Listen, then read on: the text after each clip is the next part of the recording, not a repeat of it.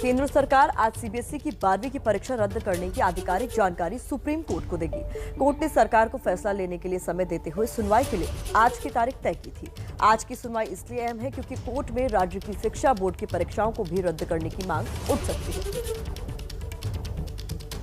अब रिजल्ट हमारे previous results के बेसिस पे या प्री बोर्ड्स पे करा जा सकता है। जिन्होंने पूरे साल पढ़ा है उनके लिए मे बी एक फेयर डिसीजन ना हो।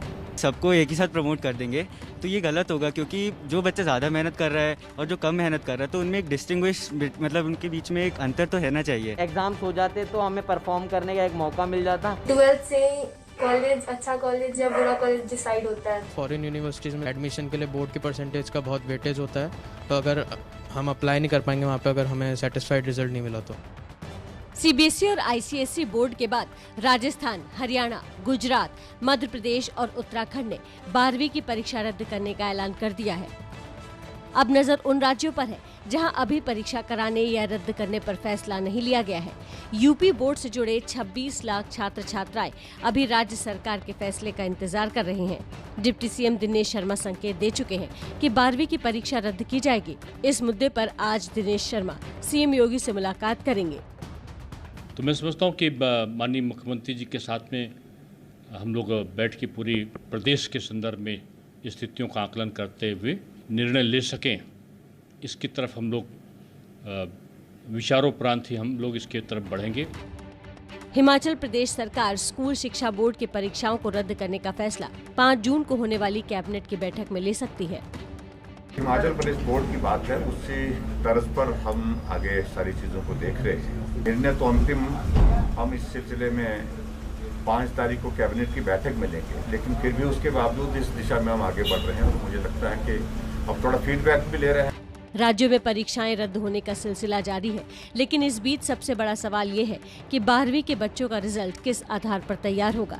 इससे पहले 10वीं के इम्तिहान भी रद्द हुए थे, लेकिन तब ऐसे सवाल नहीं उठे क्योंकि 10वीं के बाद ये तय होता है कि बच्चा 11वीं में जाएगा, लेकिन 12वीं के बाद बच्चे को अपने चुने हुए करियर की राह पर निकलना होता है।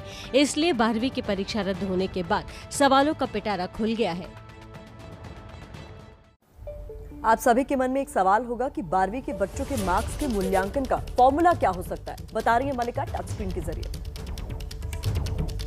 तो देखिए, परीक्षा तो रद्द हो गई है लेकिन इम्तिहान अब भी बाकी है। अब बहस इस मुद्दे पर है कि 12वीं के बच्चों का जो नतीजा होगा, जो रिजल्ट घोषित किया जाएगा, उसका आधार क्या होगा।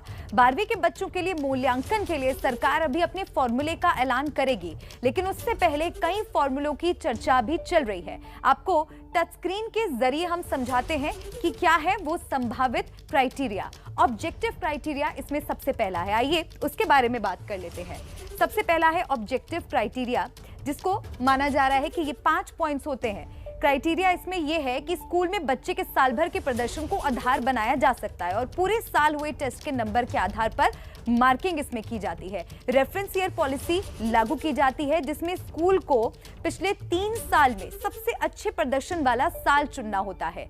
रेफरेंस ईयर में सबसे ज्यादा नंबर से ज्यादा मार्क्स नहीं दिए जा सकते। और चलिए आगे बढ़ते हैं और जान लेते हैं कि दूसरा फॉर्मूला क्या हो सकता है। प्री बोर्ड के आधार पर भी मार्किंग की जा सकती है। इसके नियम के मुताबिक स्कूल के प्री बोर्ड के जो आपके मार्क्स हैं उसको मुख्य आधार बनाया जा सकता है। इसके बाद स्कूल में पूरे साल हुए टेस्ट के नंबर को देखा जाएगा, साथ ही साल भर हुए प्रैक्टिकल असाइनमेंट्स और असाइनमेंट का भी मूल्यांकन होगा, जो भी आपकी असेसमेंट्स होंगी। इन सभी चीजों के आधार पर फाइनल रिजल्ट को तैयार किया जाएगा। आगे बढ़ते हैं और अब तीसरे फॉर्मूले की बात कर लेते हैं। तीसरा फॉर्मूला क्या है? पिछले प्रदर्शन को आधार बनाया जा सकता है इसमें।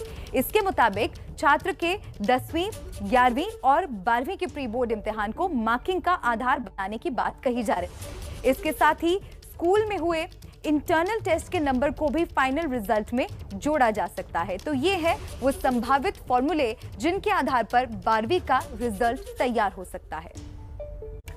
तो वो कौन से संभावित फॉर्मूले हो सकते हैं जिनके आधार पर 12वीं के बच्चों का रिजल्ट तैयार हो सकता है? मलिका ने बेहद आसान भाषा में आपको समझा दिया।